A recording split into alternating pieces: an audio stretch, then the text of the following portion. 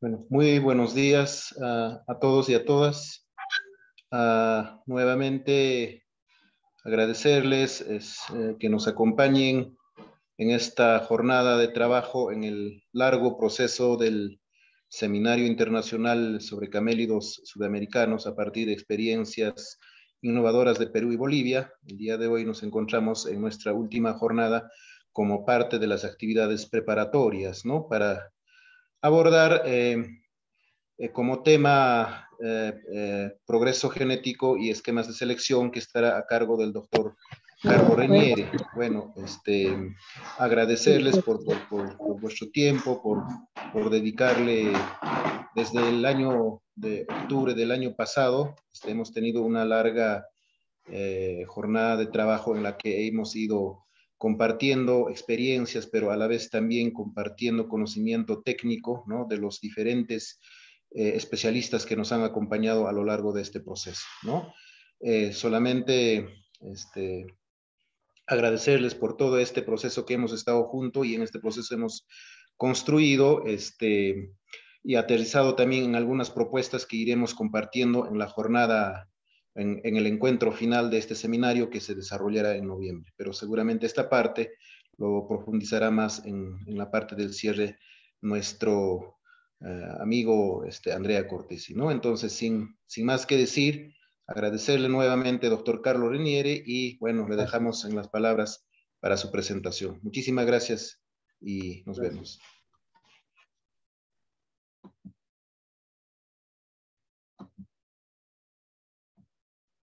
Buenas tardes, buenos días a todos.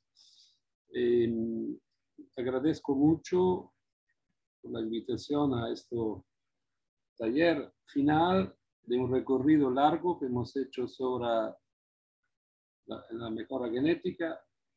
Y ahora llegamos a lo que es la organización práctica de un plan de mejoramiento genético. Se habló de cómo hay que organizarlo, de qué significa estimar el valor de crianza, el valor genético de los animales, cómo se maneja la gestión genética de los animales, y ahora llegamos a la difusión del progreso genético. Es decir, la finalidad que tenemos es de mejorar una población sobre su valor genético.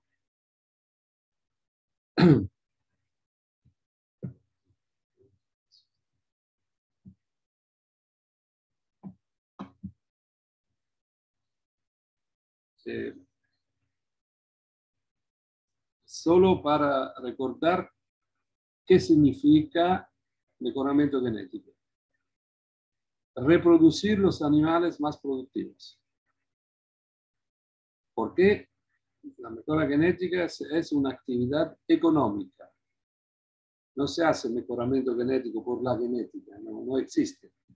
El mejoramiento genético es una medida económica que tienen los ganaderos y que se junta a otras. Por ejemplo, la mejora de la nutrición, la mejora de la sanidad. Es una ventaja económica. Nosotros sabemos, tenemos un montón de ejemplos, que la mejora genética de los animales significa que los ganaderos van a ganar más sobre los animales porque son animales mejores. Segundo, lo evaluamos según su genotipo. Este es el cambio muy fuerte que necesita el sistema peruano y boliviano. No se puede seguir evaluando los animales solo sobre su fenotipo, sus características exteriores de los animales. No, necesitamos pasar del fenotipo hasta el genotipo. Conocer el verdadero valor genético del animal. Y aquí, si ustedes recuerdan, hacemos una distinción por las características de calidad, color de la capa, tipo de vellón. No es muy difícil. El fenotipo marca directamente el fenotipo, pero eso no por los caracteres cuantitativos, por ejemplo, la finura, el peso del vellón, porque ellos son caracteres que tienen poligénicos. Hay muchos genes que codifican por este carácter con una modificación ambiental del medio ambiente. Por eso lo que nosotros miramos como fenotipo no es la medida directa del genotipo del animal.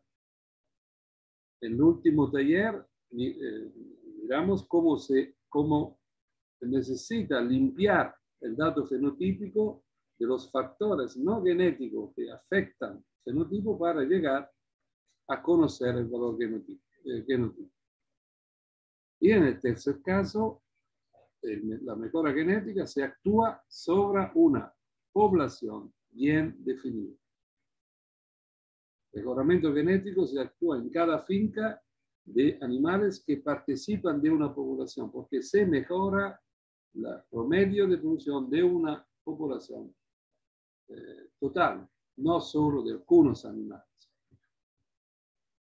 Aquí ahora voy a hacer un pequeño recorrido sobre este concepto que es muy, muy difícil por la parte de Perú y Bolivia entenderlos.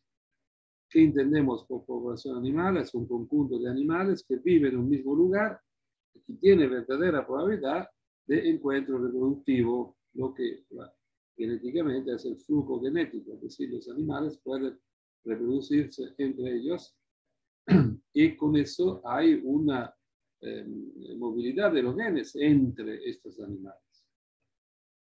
Por eso no se puede considerar una misma población animales que viven en Puno y animales que viven en Arequipa. No tienen ninguna probabilidad de encuentro reproductivo. Por eso no se puede decir que alpaca en Perú es una sola población. La noción de población es muy importante, hay que definirla bien clara. ¿Dónde puede llegar el encuentro reproductivo, en su parte geográfica, el encuentro reproductivo entre los animales? ¿Cuáles son las fincas que realmente participan de un intercambio de reproductores para que pueda tener un flujo genético verdadero? Ahora, no voy a hablar mucho sobre eso, porque varias veces hemos encontrado esto, pero recibo mucho mensaje sobre esta noción que parece difícil de entender, pero en verdad no, porque si no hay relación genética entre los animales, no se puede mejorar nada, porque la mejora genética es trasladar las frecuencias de los genes positivos por la parte de la mejor producción. Si no hay intercambio entre los reproductores y participan aislados, no hay mejora genética.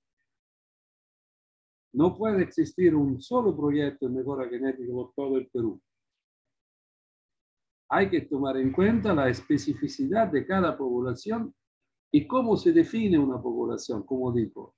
Es muy sencillo. ¿Cuáles son las fincas que intercambian reproductores? Y esto define la población. Ahora, como varios estudios han hecho sobre esta parte de la demografía de los alpacas de la llama, en Perú, en el altiplano. Mi maestro, el doctor Loverni, ha sido consultor de la FAO por muchos años en Europa y en África sobre eso. Lo involucramos en proyectos europeos sobre los camélidos, en particular sobre el proyecto Supremo y de Cama, y hay varios trabajos hechos donde el doctor Loverni demuestra que en la alpaca, en la llama, nunca se ha hecho la dinámica de creación racial que conocemos por la Europa. A partir del 1700, la Europa la Inglaterra, la Francia, empezaron a definir diferentes tipos de razas, mejorando las poblaciones primarias, es decir, las poblaciones que tenían el mismo nivel de variabilidad de los animales después de la domesticación. Conocemos varios tipos de razas, razas secundarias o estandarizadas, razas compuestas o sintéticas, razas o líneas mendelianas. Esto es lo que ha ocurrido en la zootecnia europea y a partir de esa del norte de América, de la Oceanía y un poco de la Argentina. Pero eso no ha ocurrido en el Perú, en la Bolivia, Argentina, el área de las Andes, y el estado genético de la población de estos países es de razas o poblaciones, serían poblaciones primarias. Son a un nivel de postdomesticación primario. No existen otro tipo de raza. ¿Y eso por qué? ¿Por qué? Porque hay una historia muy clara de lo que ha ocurrido. El estado actual de la población mundial del altiplano, tanto de alpaca como de llama, es la consecuencia no tanto de la domesticación, y conocemos 3.000, 4.000 años antes de Cristo, un poco se puede, ¿cómo se puede decir?, reconstruir con datos arqueológicos, pero muy poco. Pero lo que tenemos que considerar es la llegada de los europeos y de la zootecnia europea. Alpaca y llama han recibido un fuerte cuello de botellas, los dos, con la llegada de la conquista, de los conquistadores. Antes de la conquista nos conocemos una estructura genética de las dos especies que podía ser algo con razas bien establecidas. Pero la crisis de la conquista destruyó todo. Y lo más importante es que se produjo una reducción numérica de los animales impresionante, impresionante. Hay estimación de los demógrafos de 50 millones de los camélidos, tanto doméstico cuanto silvestre, desde el Nicaragua hasta la Tierra del Fuego. En 30 años, este número se redució a 500.000, incluyendo alpaca, llama, guanaco y vicuña. Y como segunda consecuencia es, ellos se mezclaron. Hay una población muy interesante en este sentido, que es la población de llama argentina. Nosotros lo estudiamos mucho en los años 90, donde se conserva una variabilidad impresionante. Hay llama argentina que son puro alpaca, hasta llama argentina pura llama, con todas las combinaciones entre ellos. Parece una reserva de lo que ocurrió después de la conquista. ¿Por qué decimos esto? Porque la formación de lo que conocemos ahora es el resultado de una marginalización muy fuerte de los animales. La creación de nuevas razas secundarias, compuestas o sintéticas, mendelianas, necesita un alto nivel de calidad zootécnica. Y lamentablemente no era posible en los Andes, por la consecuencia de una marginalización muy fuerte del ser humano, de los indios y de los animales que acompañaban a los indios. Y ahora estamos con poblaciones que son primarias. Esto es interesante. por varias razones. Una es que hay mucha selección natural, no solo selección hecha por el hombre, por el ser humano. La selección natural sigue siendo muy importante. Armando un programa de mejoramiento genético, tenemos que tomar en cuenta esta condición. Por ejemplo, nunca será posible llegar a tasas de fertilidad muy altas sobre los Andes. Son condiciones muy desfavorables para que se pueda presentar una fertilidad muy buena. Y hay una gran variabilidad de todos los rasgos morfológicos, cualitativos y biométricos. Esta es una ventaja importante porque hay una regla en genética: más variabilidad tú tienes, más progreso genético puede conseguir a nivel generacional. Por eso estamos seguros que empezando una verdadera selección, no solo se va a reducir esta variabilidad sobre las características más productivas, más se va a crear una eficiencia zootécnica mucho más alta de los animales.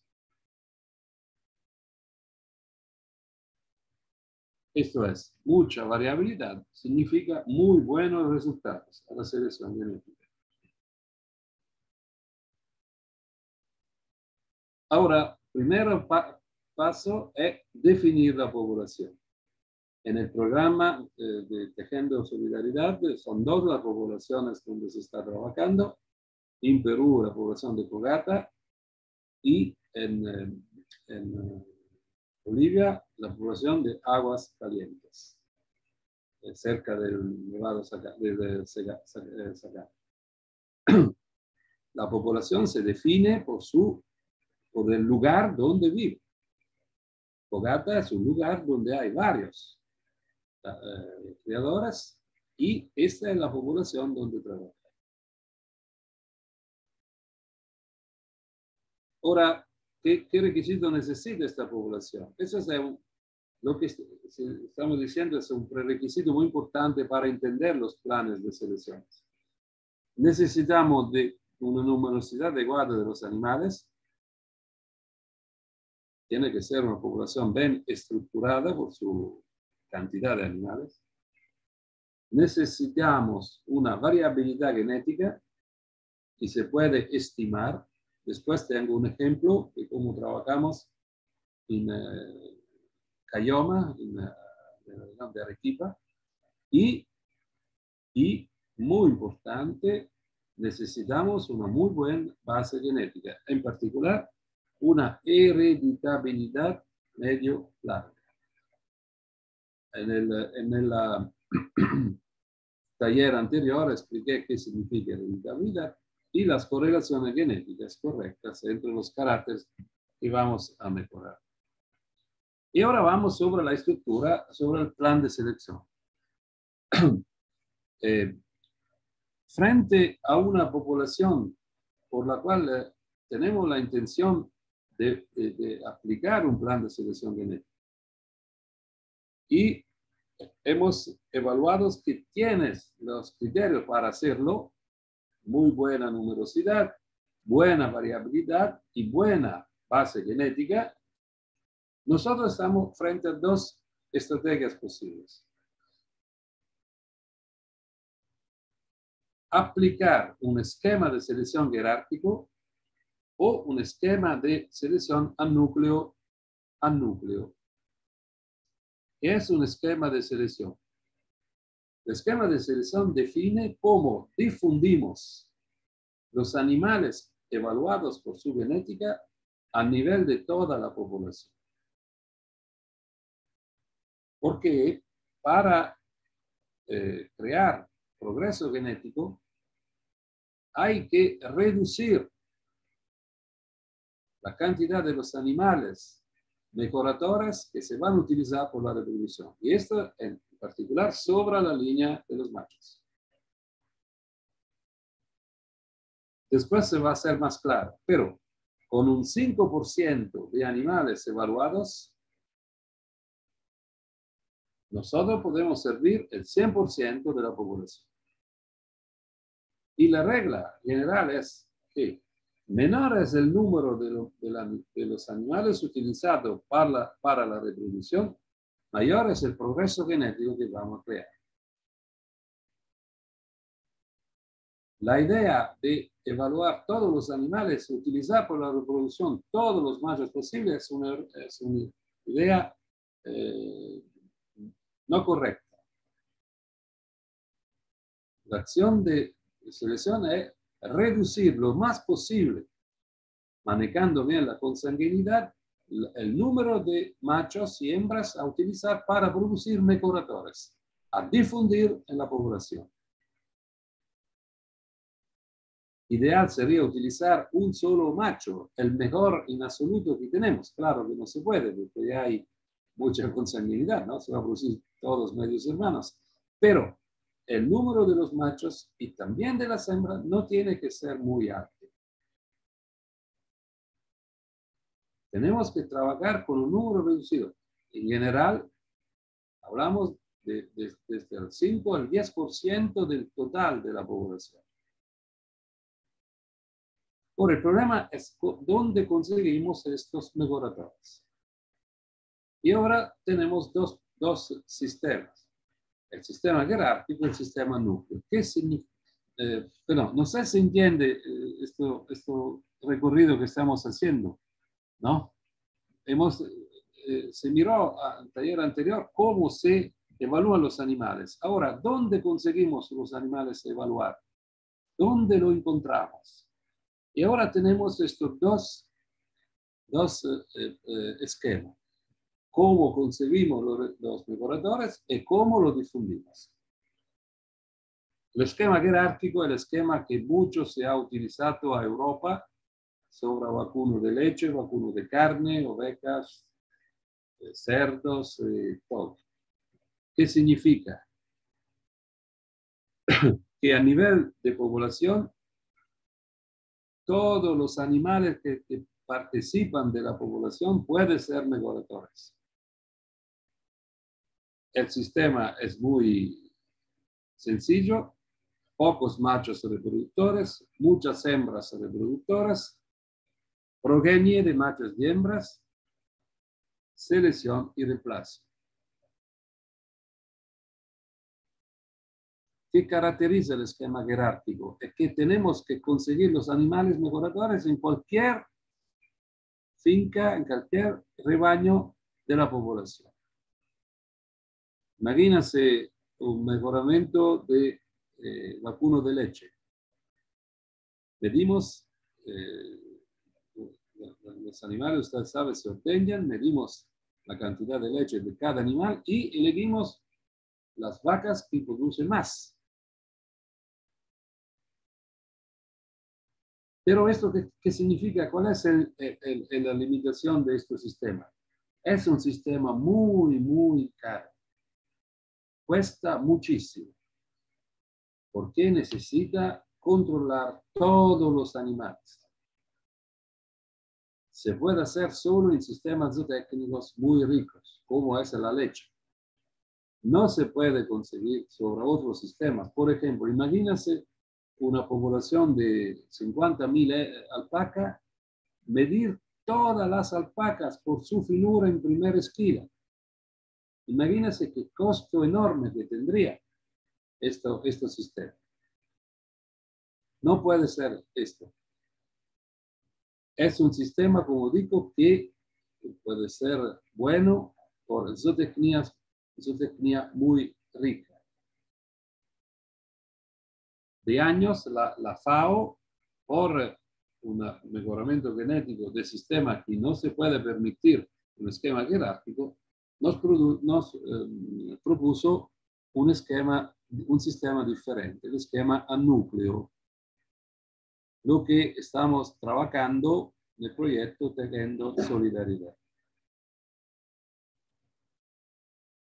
¿Qué significa esquema núcleo? Significa que la mejora genética está todo a cargo de un rebaño específico que tiene su nombre como núcleo de animales elegidos en la población y que aquí es manejado con una selección muy, muy fuerte. Como ustedes pueden mirar, el núcleo produce mejoradores y vacan después a las comerciales, que son todos los otros productores, y reciben estos animales y mejora su rebaño, sin hacer nada. Sin hacer nada. Es el núcleo y produce los mejoradores. Entre núcleos comerciales hay una muy fuerte diferencia de intensidad de selección. Disculpe por la parte inglés, pero es bastante sencilla. Esto es un estudio hecho sobre la diferencia de mejoramiento a salir de las varias generaciones entre la parte superior, que es el núcleo, y la segunda línea, que son los comerciales. Abajo las generaciones y el genetic merit es el progreso genético. Ustedes miren que hay la selección hecha en el núcleo es crea un desplazo de 2 generaciones. A decir que el núcleo se adelanta con su promedio genético de un valor que corresponde a 2 generaciones después de los comerciales. El núcleo hace una mejora muy, muy, muy fuerte, muy rápida. Los comerciales no necesitan.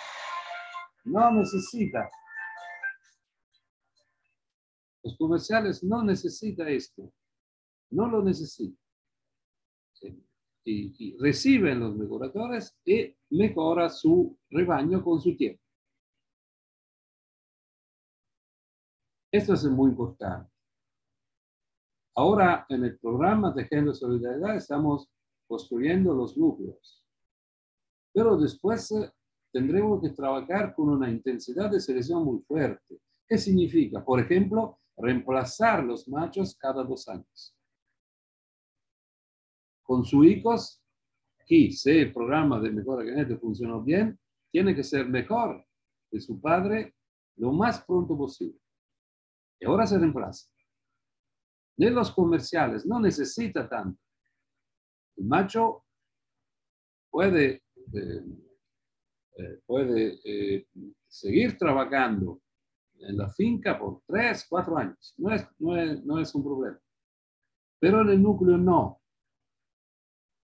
Hay que acelerar muchísimo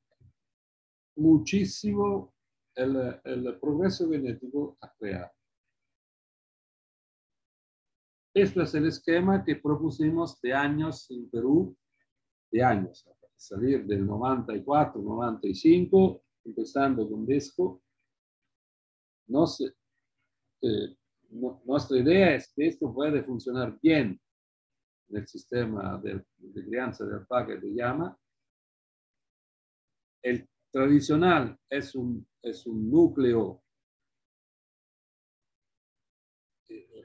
Como ustedes mira, la población está describida por una estructura, mira, en el jerárquico, la estructura es circular, ¿no? Aquí no, aquí es piramidal. Núcleo y comerciales. Ahora, hay un problema bastante importante en la alpaca y en la llama. No se puede utilizar mucho la inseminación artificial porque sí, hay varios proyectos, pero no hay difusión de esta tecnología. Por eso necesitamos de un nivel intermedio entre núcleo y comerciales. Nel ejemplo de disculpe, esto es el ejemplo práctico de la selección que propusimos por DESCO en el 95. El trabajo es de Pacheco del 2008, pero empezamos, ¿verdad?, en el 95-96. la población final, el programa tenía que servir 500 familias campesinas. Alrededor un número de 18.000, 20.000 animales. El núcleo se estructuraba con 500 hembras distinguido en familias, 10. Un núcleo de 500 hembras, servir de 500 familias campesinas, 20.000 animales, no puede. Podría, si se puede actuar la inseminación artificial, pero en monta natural no se puede. Por eso armamos un nivel intermedio. Elegimos 20 multiplicadores. ¿Qué son los multiplicadores? Ahora regreso a mi... regreso a mi...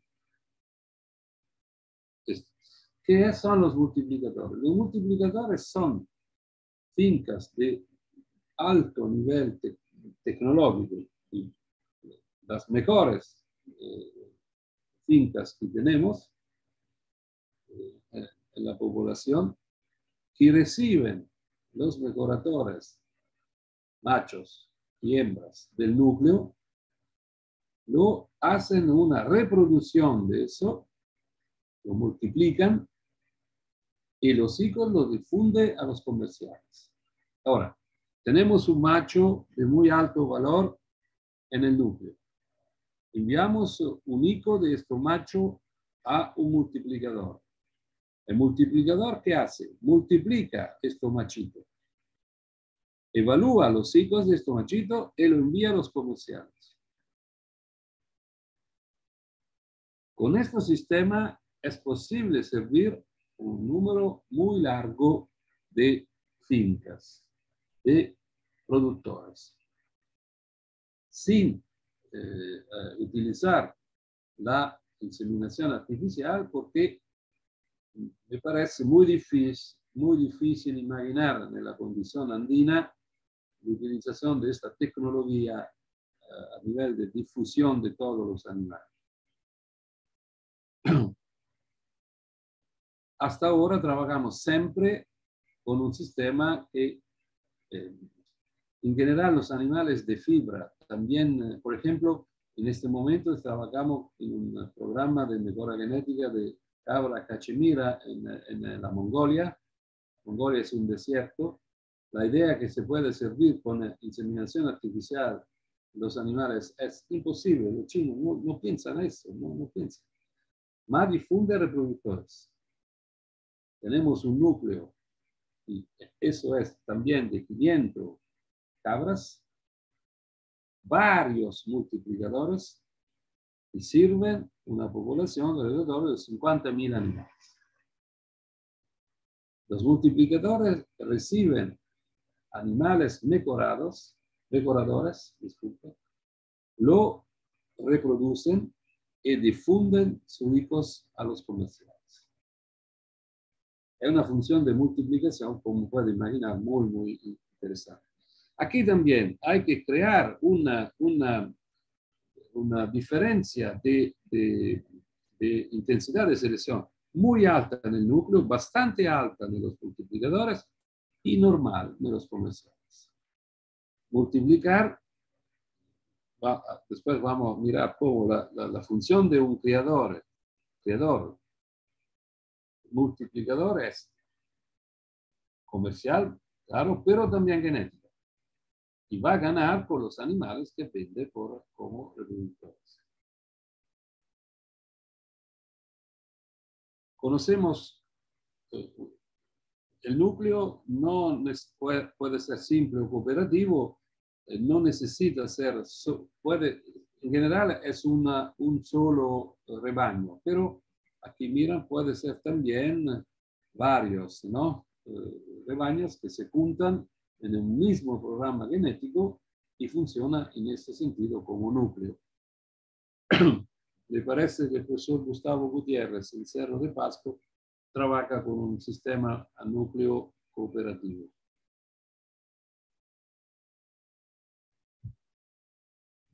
El núcleo, como decimos, produce los machos de élite y lo hace sus 4 líneas.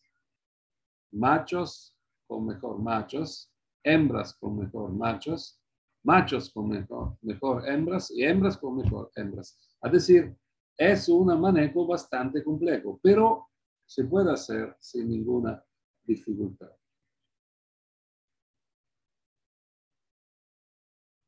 El núcleo puede ser cerrado o abierto. Cerrado es cuando el reemplazo de los animales es solo con animales nacidos en el núcleo. La selección es permanente solo en el núcleo. Esto, muchos ejemplos se hacen en el cerdo, en el pollo. No es tan práctico para nosotros. Mejor trabajar con un núcleo abierto. ¿Por qué? Porque nunca la intensidad de selección que podemos utilizar sobre ruminantes, como vaca, llama, o también vacuno, puede ser tan fuerte como el pollo o cerdo, que tiene una eficiencia biológica mucho más alta. Por eso no es difícil que en un sistema puede existir también un reemplazo que sale de la parte, en verdad, mejor sería de los multiplicadores que no de los comerciales, pero puede existir. Puede existir. La distribución de los mejoradores por total casualidad, por eso también en la parte baja de la pirámide se puede consumir otro. Ellos pueden ingresar en el núcleo. Mejor sería que esta línea exista solo entre, disculpe, esto. Este es el esquema ideal. Núcleo, los animales bajan del núcleo hasta los multiplicadores multiplican y bajan los animales los criadores. Pero también, no tanto de los criadores, que no hacen control de genealogía, pero de los multiplicadores pueden salir al núcleo si tienes animales de valor muy, muy alto.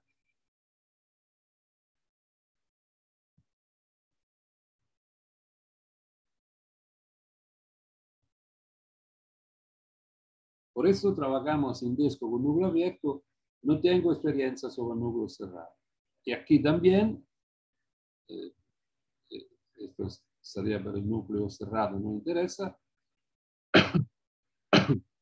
Si nosotros incorporamos animales de la parte inferior, por ejemplo, de multiplicadores, al núcleo, mejoramos las bases genéticas del mismo núcleo y eso es importante. Pero es muy, muy importante que esta abertura se realice cuando no hay un nivel de diferencia muy alto entre el núcleo y los multiplicadores y sin desperder el valor genético. ¿Qué significa esto? Que tiene que ser todavía un animal bien registrado, donde conocemos su padre y su madre, que salen de la selección del núcleo. Un ejemplo de cómo se puede trabajar un progreso genético diferente, este es un ejemplo.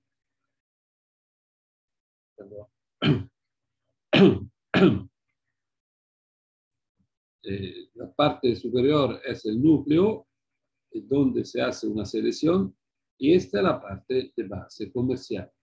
Ustedes pueden mirar qué diferencia se viene a crear entre una intensidad de selección muy, muy fuerte que se produce en el núcleo y una selección mucho más tranquila que se va a producir en la parte de base. Para sumarizar todo esto, ¿cuáles son las ventajas de un esquema núcleo abierto? Una mejor estratificación de la población entre los 2 o 3 niveles, núcleo, multiplicadores y comerciales. Una fuerte reducción de la cantidad de animales a controlar. Y esto significa un respaldo muy fuerte en términos económicos. la posibilidad de lograr una muy buena intensidad de selección. Hay estudios teóricos que dicen que no hay diferencia entre esquema jerárquico y esquema a núcleo algo abierto, si es bien manejado el núcleo. Una selección sobre los criadores, con elección de los criadores de élite, que son buenos, mejor de los otros, que puede ser, ¿no?, como crear un efecto de mejoramiento de todo el sistema, ¿no?, por el utilizo de tecnologías y el muy bajo costo. En verdad, no cuesta mucho un esquema a núcleo. Para terminar, este ejemplo, que es el núcleo A98, disculpe, no 95, 98, que empezamos en el esquema de selección que empezamos a utilizar con DESCO, en CEDAT Promedio. Cuando llegamos en Perú por un proyecto de la Comunidad Europea de Investigación para el Desarrollo, nos encontramos con esta ONG peruana, DESCO. Intentamos de involucrar universidades, no fue muy fácil y al final nos ponemos en contacto con DESCO y funcionó muy bien. DESCO tenía un rebaño a Tocra al interior del parque de Salinas Aguada Blanca de 500 animales que no utilizaba para hacer mejora genética. Era un rebaño por lo cual estaban pensando un utilizo, pero no lo tenían muy claro.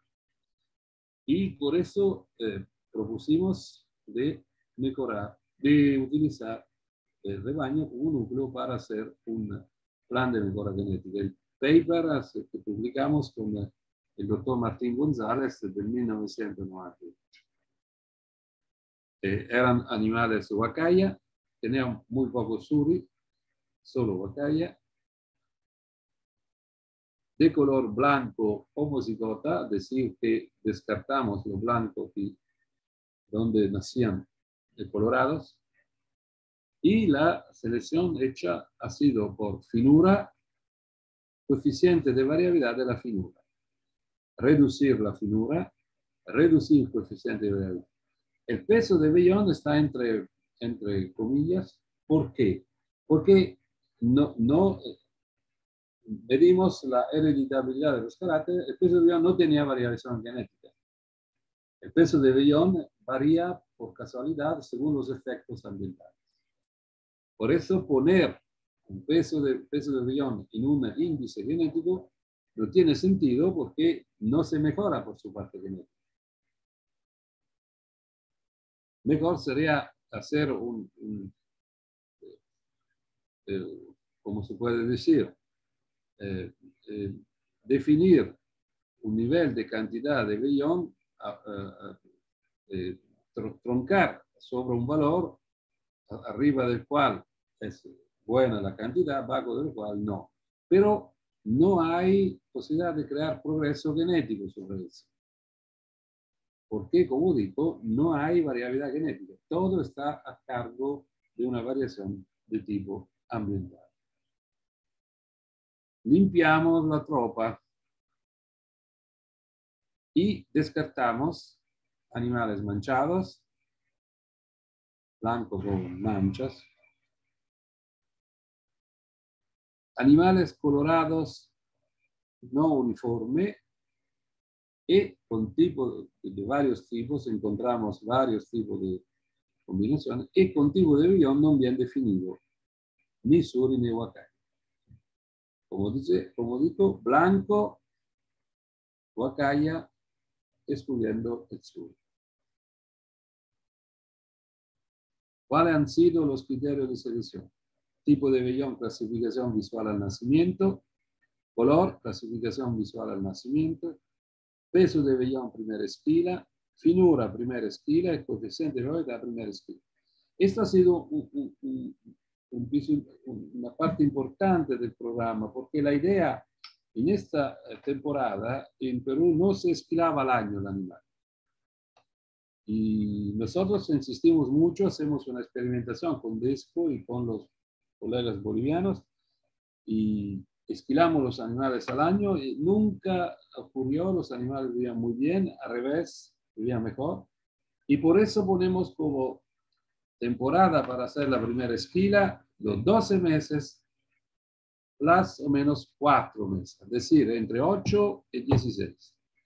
Este es el rango donde se puede corregir estadísticamente el valor de la primera esquila. 5 o 6 meses no se corrige más. Hay que estar entre los 4 meses de verano. Y armamos el esquema. Esto lo conocen. Núcleo 500 hembras, 20 multiplicadores, 500 familias campesinas. ¿Cómo se liga un planteleros? El plantelero se compromete a hacer la registración anagráfica y genealógica de los animales. Por cada animal tenemos que conocer padre y madre. Tienes que controlar los caracteres, las performances, según los esquemas según el plan de selección que propusimos, y aceptar el empadre controlado. Es decir, esto macho con estas hembras, para que se pueda crear verdadero progreso genético. Y esta es la intensidad de selección que armamos en el núcleo. Todos los animales negativos, con índice de selección negativos, los machos los faenamos, las hembras, venta fuera del programa de selección. Por los animales con IS, valor genético positivo, índice sintético, synthetic index, el índice genético, el valor genético del animal. Por lo macho, el primer grupo, 10 o 20%, se dejan en el núcleo. El segundo grupo de positivo, entre el 30 y 40%, salen a los planteleros. El tercer grupo, 50%, se vende afuera del programa promedio o se venden afuera de Perú. Allora, imagínense 500 hembras, hacemos es un ejemplo numérico, tenemos de 500 hembras, no sé, 440 picos, mitad son machos, mitad son hembras, la mitad machos, 220 machos. El valor genético de los animales se distribuye por casualidad. De 220 machos, mitad son negativos, 110. Mitad son positivos, 110. De estos 110, el núcleo necesitaba de 10. Los planteleros necesitaban de 30 o 40 y tenemos 60 machos positivos y no necesita entre el esquema de selección, plan de selección. Esto se puede vender afuera. Sobre las hembras positivas, el 50% reemplaza en el núcleo, el 50% sale a los planteleros. En el núcleo estimamos los parámetros genéticos, estimamos los índices genéticos de los animales, estimamos la mejor combinación genética posible, el menor nivel de parentesco. Y esto lo hacemos utilizando un sistema de control de consanguinidad según un esquema de empadre circular. Ahora aquí son las referencias teóricas. Empadre circular, subdividimos en núcleos por familias, ponemos una igual numerosidad por las familias y reducimos la fluctuación de las familias a través de las generaciones. Y esto es el empadre circular. Aquí es un ejemplo, la familia era más que 5, pero el color hace la diferencia. El animal que sale de la primera familia, el macho, sale a la segunda a la tercera, y eso, ¿no?, circula en esto. Esto es un sistema que permite la mejor reducción de la consanguinidad. Esto es el esquema científico, full zip, hermanos, ¿cómo se dice? Sí. Hermanos o medio hermanos. Y esto, con eso terminamos. Promege no funcionó muy bien. No funcionó muy bien. ¿Por qué? Hay que decir. Porque al final ha sido más un problema cultural que no genético o práctico.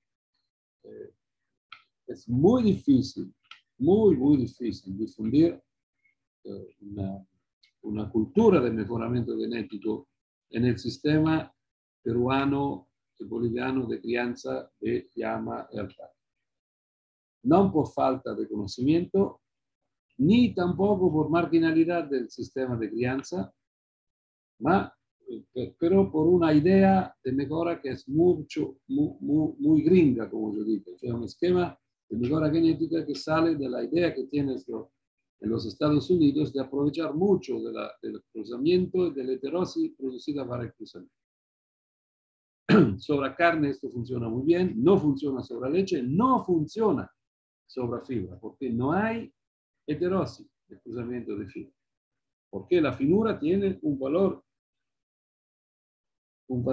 genético aditivo alto, 40, entre 40 y 50%. Sabemos que la heterosis se produce cuando el valor aditivo es muy bajo. Por eso, dos veces seguí trabajando con lo que propusimos, pero después cambió su actitud y después de años dice, no, por favor, regresamos, este sistema no funciona bien. Pero, disculpe, ¿está seguro que es el sistema que necesitamos que aprovechar por el Perú? Porque no tiene costo. Es un costo muy reducido y se puede producir una muy buena variabilidad genética. Claro, en el programa Tejiendo la Solidaridad no podemos llegar a conocer al final lo que el programa ha producido. 3 años han sido necesarios para empezar a construir los núcleos. El problema básico es que para hacer este trabajo necesita de una institución, no necesariamente pública, mejor una ONG o una institución privada que maneja el sistema. Que maneja el sistema. Tesco, por ejemplo, manejó bien, en general, se puede decir bien.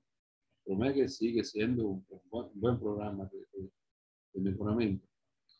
Y a mí parece que la experiencia de Tejiendo la Solidaridad es muy buena por la razón que las instituciones que están trabajando sobre la mejora genética son 2 instituciones comerciales.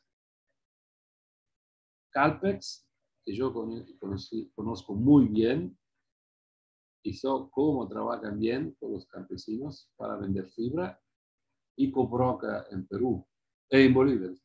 Coproca es una asociación producida para los criadores de alpaca. Y es ideal como sistema, pero también Calpex es una muy buena oportunidad. Esto me parece,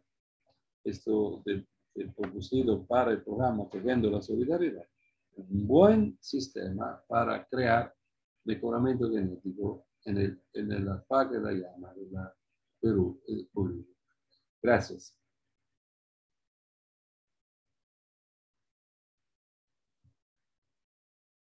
Muchas gracias, Carlos. A ver, ¿se puede quitar la pantalla compartida? Sí. Veo que quizás ya tenemos una pregunta. Bueno, entonces ahora tenemos todavía tiempo para los que quieren hacer preguntas. Pueden escribir como siempre en el chat, abajo a la derecha, que ahora no veo el chat en realidad. Si no, hay otro espacio abajo de la pantalla que se llama preguntas. Y aquí pueden hacer unas preguntas. He visto que ahora ha llegado la primera, que todavía no he tenido conocimiento de ella, la vamos a leer. Muy buenos días con todos los presentes. Una pregunta para el doctor Ranieri. ¿En cuánto tiempo se puede realizar la mejora genética de un rebaño? ¿La alimentación de la alpaca influye en la finura de fibra? El peso de la segunda, sí, pero en valor negativo. Mejorando la alimentación, se engruesa la fibra. Es decir, la alpaca necesita de una buena alimentación, en particular por su necesidad de adaptación a la parte andina. Es muy difícil, pero hay que manejar con mucho cuidado la alimentación porque conocemos esta relación entre el incremento de los valores, en particular de energía, de la alimentación y el grosor de la fibra. No digo que se debe tener una fibra de hambre, no, pero hay que manejar con mucho cuidado la alimentación de los animales, porque la finura no necesita de engordar los animales, no es carne. Relación del tiempo, allora, el intervalo generacional en las Andes es de 4 o 5 años en este momento. En la selección del núcleo tendremos que reducirla, pero no se puede reducir mucho. Por eso, la mejora genética es un recorrido continuo sobre varias generaciones para empezar a mirar la respuesta a nivel poblacional, no solo del núcleo, a nivel poblacional. Me parece necesario como mínimo 2 generaciones. Por eso, sin 10 años. Le leggo anch'io, Marion, se vuoi le leggo perfectamente. Vai. Puedes, tanto. Ahora solo hay otra pregunta. Biotipo de alpaca, se puede decir, no, biotipo no existe en alpaca. Alpaca es un doméstico, por favor. Esta es una pregunta que me llega varias veces. Heriberto, no existe biotipo de alpaca, no es un silvestre. Existen poblaciones domésticas. Claro, son razas, poblaciones primarias, donde hay un efecto ambiental importante, pero sigue siendo un doméstico. Biotipo es una noción silvestre. Los bolivianos insisten mucho sobre ese problema del biotipo, pero es un error. Existen poblaciones o razas de los domésticos. Biotipos son, existen biotipos de vicuña, existe biotipo de guanaco, no de alpaca. Ay, chao Emma, chao. Doctor Carlos, saludos. En la experiencia de Mongolia, ¿quién apoya el trabajo de mejoramiento genético? Es una empresa textil italiana, Loro Piana, que paga esta selección. En relación, claro, con una empresa de Mongolia, China, porque la parte de Mongolia que pertenece a la China, y porque en China no se puede, un extranjero no puede hacer empresa económica sin partner chino, pero son los privados. Janet Villarroel, en pequeños grupos de animales menos de 100, ¿qué recomendaría para mantener la salud genética de las alpacas? Ese es el caso de la iniciativa en Ecuador, en lugar que el páramo. Sí, no hay que hacer selección, claro, hay que hacer el contrario de la selección. Manejar una pequeña población significa conservar o aumentar la variabilidad, que es el contrario de lo que hacemos en la selección, que es reducir la variabilidad. Mi propuesta es de utilizar muchos machos, no pocos machos. El número más alto de machos que sea posible. Y organizar buenas las familias de hembras y hacer una buena circulación de los machos entre estas hembras. Pero que utilizan mucho, un número alto de machos, no parentes entre ellos. No parentes entre ellos. Fernando Jacob. ¿Cómo trabajar con alpacas y vicuña que se incluyeron en el Ecuador y se encuentran en estados silvestres sin ningún tipo de manejo? También las alpacas son silvestres. No sé. Vicuñas no hay que manejarla, hay que dejarla libre de vivir vicuña es el problema que se está poniendo en Perú, es el sobrepastoreo, porque se aumentó mucho la densidad de los animales, pero sigue siendo silvestre. No conozco experiencia de alpaca, si entiendo bien, de una alpaca que regresó a su condición silvestre. No sé, esto no, de verdad, no puedo decir nada porque no conozco esta situación. El vicuña es un animal silvestre. Es interesante esto que está diciendo sobre alpaca, doctor Fernando Giacome, porque en varias especies se está produciendo una dinámica de regreso al estado silvestre de los animales. Por ejemplo, tenemos en Italia una experiencia muy buena de cabras en una isla que era un carcel. Los que vivían en esta carcel manejaban zootecnia con la cabra. Cuando el carcel ha sido cerrado, las cabras se han dejado libres y ahora son silvestres. Hay varios zoólogos que están estudiando esta condición. Tenemos varias experiencias, pero no conozco de alpaca. En verdad no puedo decir nada porque no conozco esta situación. Alpaca que sigue, que vive como silvestre, va a retomar en el tiempo algunas características que teníamos antes de la domesticación. Hay otra pregunta, pero que ha llegado en el chat, si quieres mirarla. Allá, Te la puedo leer. chat. A la derecha, sí. Alfonso Bustinza, de acuerdo a su experiencia en Perú, doctor Ranieri, ¿usted cree que se puede trabajar con universidades que posean rebaños importantes? Sí, intentamos de hacerlo con la Universidad del Altiplano. Ellos me dijeron de ayudarlos a manejar la raya Puno, pero al final no se llegó a armar un plan por problemas internos a la universidad. Sí, me parece que esta función sería muy buena por las universidades peruanas, en particular por las universidades, claro, de altiplano, me refiero a Puno, a Cusco, a otras que hay. Y sí, me parece interesante, algo porque los mismos animales que se utilizan como núcleo se pueden utilizar para hacer investigaciones varias. Con el mismo costo se hace tanto mejora genética cuanto investigación. Y es una muy buena estrategia, sí, soy totalmente de acuerdo.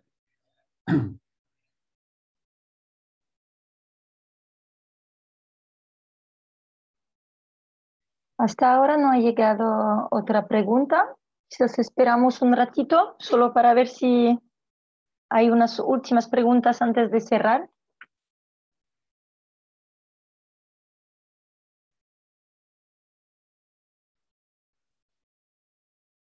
Bueno, me parece que no. No hay problema. Eso es No, una buena noticia. Entonces, si no hay otra pregunta, voy a dejar la palabra a Andrea Cortesi, que va a cerrar el evento de hoy. Muchas gracias a todos y todas por participar. Gracias, Carlos. Gracias, Mariano. Gracias. Buenos días y buenas tardes y gracias, Marión. Muchas gracias, Carlos. Una vez más por tu disponibilidad, tu tiempo, tu competencia y experiencia en este ámbito, en este tema del mejoramiento genético de las alpacas, que ha tenido siempre bastante atención en estos eventos preparatorios al evento final, que como mencionaba Juan de Dios en la entrada, en la abertura de este taller, se va a dar en noviembre. Este evento final va a tener 3 días, 2 días y medio de actividades. Y después de cuánto, después de un año, 4 conferencias, hemos tenido 4 conferencias, 7 talleres temáticos, un taller sectorial y 3 talleres técnicos, que son los últimos que acabamos hoy día, 2 sobre el tema de mejoramiento genético y 1 sobre el tema de la certificación alpaca responsable que hemos llevado a cabo la semana pasada. Y ha sido un recorrido largo, yo creo muy interesante. Hemos tratado de tocar varios temas, o los temas quizás más sobresalientes en el tema de la crianza de los camélidos sudamericanos, de la organización de los productores, el tema de la cadena de valor, el tema de la producción, del mejoramiento genético, de la preparación del producto. Y también el tema del mercado, ¿no? El mercado internacional. Han quedado seguramente algunos puntos así por profundizar, por tratar mejor, pero eso creo que es normal porque el tema es tan amplio y tan complicado, con muchas variables y un contexto también que tiene bastante dificultades, no último el tema de las políticas públicas a favor del sector, ¿no? Sería también muy interesante en algún momento, quizás en otros seminarios, tratar de hacer también algunas comparaciones, ¿no? También entre diferentes ámbitos, áreas geográficas, países y productos, ¿no? Que están compitiendo en realidad con la fibra de alpaca en el mercado internacional. En el evento final de noviembre, nosotros, el evento va a ser en Cusco y una parte de algunos participarán en presencia, pero lamentablemente también por el tema de la pandemia muy pocos, pero sí va a ser posible asistir en remoto al evento, a todas las actividades del evento, y entonces nuestra idea, la idea de los organizadores, de los socios que están realizando el proyecto Tejiendo la Solidaridad con financiación de la Agencia Italiana de Cooperación al Desarrollo y con el Centro Bartolomé de las Casas, es llegar a presentar una agenda, una plataforma de propuestas también que pueda servir para orientar, bueno, digamos así, hacer propuestas también para las políticas públicas en el sector, tanto para Perú como para Bolivia, y en todos los ámbitos que hemos tratado durante estos eventos preparatorios, es decir, desde el mejoramiento genético hasta la comercialización, pasando por toda la cadena, que incluye, por supuesto, también el tema de la organización de los productores, su representatividad, su capacidad también de incidir en las políticas públicas mismas. Y bueno, con eso agradecerles una vez más por asistir a estas actividades, a la actividad de hoy día, y por supuesto nos vamos a ver a partir del 18 de noviembre durante el evento final. Gracias. Hasta luego. Hasta luego. Hasta luego a todos.